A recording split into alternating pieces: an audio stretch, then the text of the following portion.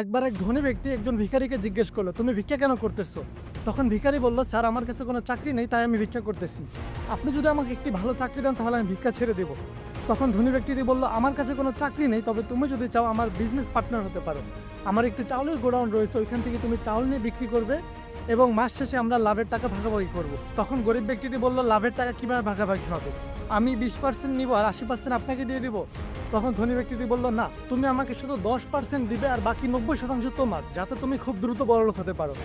তখন গরিব ব্যক্তিটি খুব খুশিতেই ব্যবসা শুরু করে দিল এবং ভালো চাউল অল্প টাকায় কেনার কারণে খুব বেশি জায়গায় তার বিক্রি হলো, তার লাভের মুনাফা খুব বেশি হলো।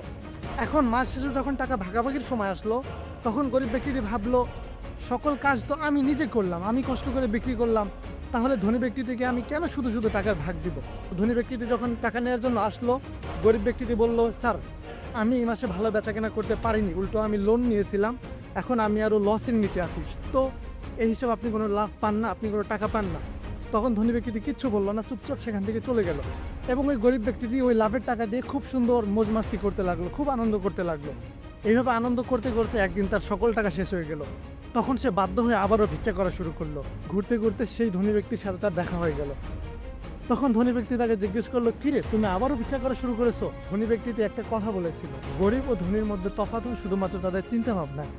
একজন গরিব মানুষ ভাবে কিভাবে সে নিজে বড়লোক হবে, অন্যকে নিচে দাবিয়ে দিবে। মানে একজন গরিব মানুষ চিন্তা করে আমি নিচে টাকা কামাবো, অন্য কেউ যেন না কামাতে পারে। কিন্তু একজন বড়লোক ব্যক্তি ভাবে আমিও টাকা কামাবো, আমার সাথে যারা কাজ করতেছে তারাও যেন ইনকাম করতে পারে।